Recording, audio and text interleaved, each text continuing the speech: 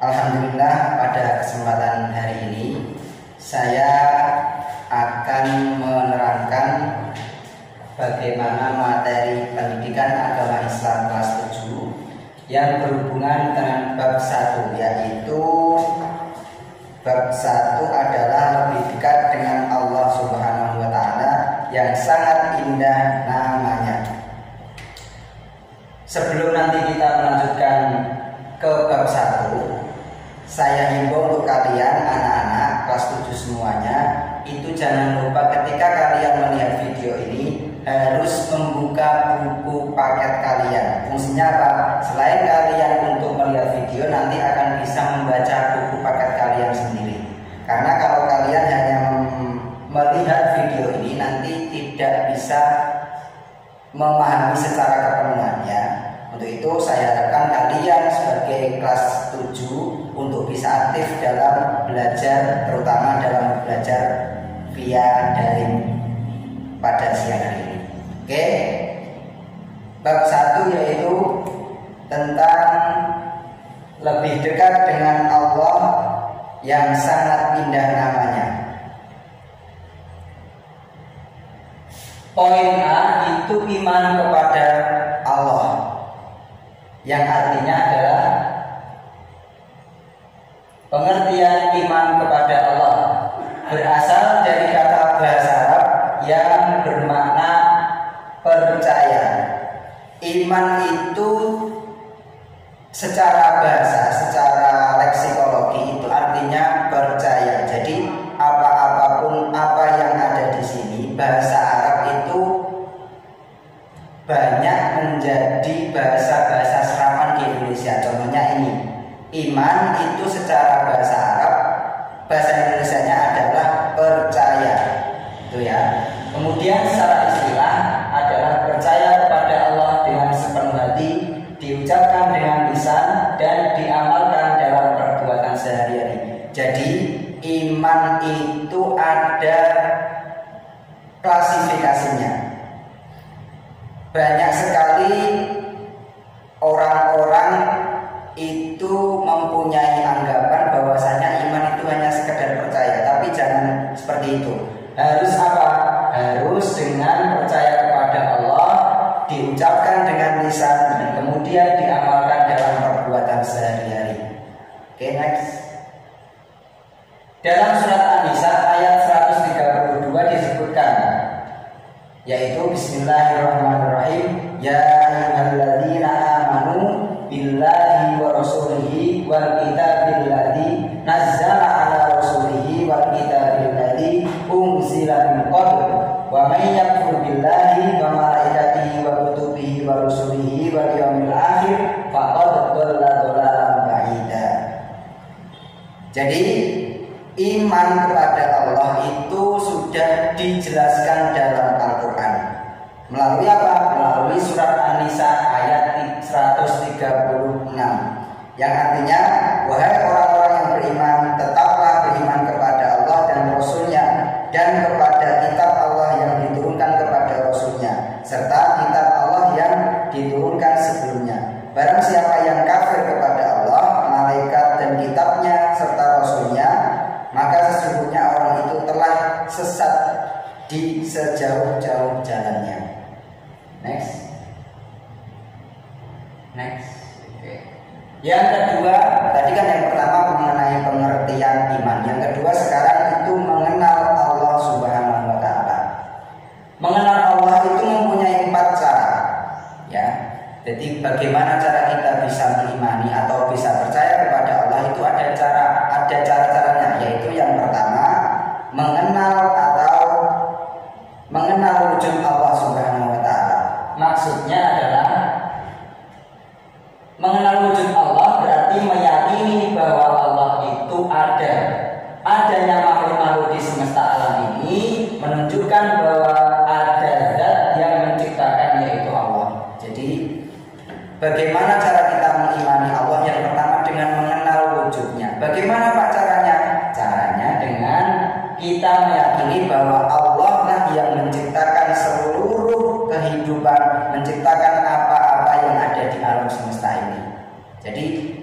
pertanyaan, Pak, siapa yang menciptakan tumbuhan? Pak, siapa yang menciptakan langit? Siapa yang menciptakan bumi? Itulah yang jawabannya harus kalian jawab dengan kata Allah lah yang menciptakan. Itu cara untuk mengenal wujud Allah. Yang kedua, mengenal rububiyah. Rububiyah itu apa, Pak? Rububiyah itu yang berhubungan dengan ketuhanan. Ya, caranya yaitu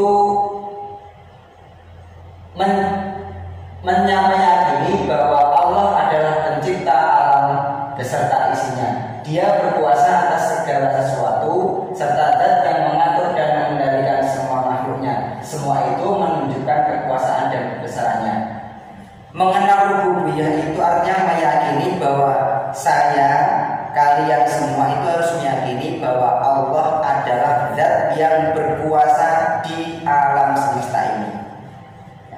Berkuasa bagaimana, Pak? Artinya yang memiliki kehendak siang, adanya malam, adanya bulan, adanya matahari, itu semua atas kehendak atau atas kuasa Allah. Itu cara yang kedua. Yang ketiga adalah mengenal sifat uluhiyah. Uluhiyah di sini maksudnya adalah mengesahkan terhadap segala bentuk peribadatan kepada Allah. Contohnya berdoa, bertawakal, takut kepada Allah serta beribadah yang lain. Maksudnya cara yang ketiga ini adalah kita meyakini bahwa Allah itu Maha Esa. Maha Esa itu artinya apa? Maha satu, tidak ada lain selain mengenal nama dan sifat Allah. Dengan mengenal nama Allah dan sifatnya akan mengukuhkan keyakinan kita bahwa Allah memiliki sifat keagungan yang tidak dimiliki oleh hambanya. Jadi yang keempat ini mengenal Allah, caranya dengan mengenal Allah dan sifat Allah. Allah itu mempunyai nama, juga mempunyai sifat-sifat yang ada pada Allah Ta'ala. Apa itu? Kemudian ini ya, sifat-sifat Allah. Yang pertama, sifat wajib Allah Subhanahu wa Ta'ala. Jadi Allah itu mempunyai sifat wajib. Artinya apa? Sifat yang ada, yang pasti ada dan dimiliki oleh Allah Ta'ala. Ada berapa itu, Pak? Ada 20 sifat yang dimiliki oleh Ta'ala. Contohnya wujud kita baqa mukhalafatu lil hawadisi qiyamu binafsi wahdaniyah qudrat iradat sampai terakhir basiron mutakalimat. Itu 20 sifat yang dimiliki, wajib dimiliki atau pasti ada di Allah Ta'ala. Itu ya. Kemudian yang kedua, sifat mustahil Allah. Sifat mustahil Allah itu artinya sifat yang tidak ada pada Allah Ta'ala. Kalau tadi ya sifat wajib itu kan pasti dimiliki Allah. Tapi kalau sifat mustahil itu kebalikannya, artinya sifat yang tidak ada pada Allah Ta'ala. Contohnya apa, Pak? Adzan, hudus, fana, dan lain sebagainya. Kemudian yang ketiga, sifat jaiz Allah. Sifat jaiz Allah itu artinya sifat yang ada ataupun tidak ada di Allah Ta'ala. Maksudnya apa? Maksudnya adalah sifat jaiz adalah Allah berkehendak kepada sesuatu atau tidak berkehendak. Contohnya, Allah berkehendak bahwa si murid yang misalkan bernama Putri, Allah berkehendak Putri itu untuk menjadi pintar. Nah, itu kehendak Allah. Beda lagi, Allah berkehendak murid yang bernama Silvi misalkan itu bodoh. Nah, Allah berkehendak pintar ataupun Allah berkehendak bodoh itu merupakan kehendaknya Allah Ta'ala. Ya, jadi sifat jaiz ini sifat yang bebas bagi Allah. Maksudnya adalah Allah berkehendak sesuatu atau tidak berkehendak. Maksudnya semua yang ada di kehidupan ini Allah lah yang berkehendak. Misalkan contohnya besok tahun 2021 ada bencana alam. Contohnya bencana alam tsunami misalkan. Allah lah yang berkehendak atas kejadian tersebut. 2020 misalkan Allah berkehendak ada tsunami, ya besok akan terjadi. Itulah kehendak yang disebut dengan sifat jaiz Allah. Fi'lu kulli mumkinin aw tarku. Ya. Lanjut. Kemudian sifat jaiz Allah fi'lu kulli mumkinin aw tarku. Allah berkehendak terhadap sesuatu atau Allah tidak berkehendak sesuatu. Intinya pelajaran yang saya sampaikan tadi ada poin-poin penting yang harus kalian tahu. Yang pertama, Allah mempunyai sifat wajib yang berjumlah 20 sifat. Kemudian yang kedua, sifat mustahil berjumlah 20. Yang terakhir, sifat jaiz, artinya sifat yang boleh ada dan tidak boleh ada pada Allah Ta'ala. Jadi jumlahnya 41. 20 dari sifat wajib Allah, 20 dari sifat jaiz Allah, dan 1 dari sifat 20 dari sifat wajib, 20 dari mustahil, dan 1 dari jaiz Allah. Sekian dari saya, semoga apa yang saya sampaikan bisa kalian pahami. Jangan lupa di rumah tetap belajar, tetap membaca buku, dan mengikuti apa yang diberikan oleh guru semua. Ya, jadi jangan sampai kalian tidak mengikuti arahan dari guru. Ya, dan sekali lagi saya tekankan kita masih dalam masa pandemi virus COVID-19. Saya sebagai guru di sini harus selalu mengingatkan kepada kalian untuk tetap menjaga kesehatan. Jangan keluar malam, jangan bergerombol, jangan begadang yang tidak ada manfaatnya.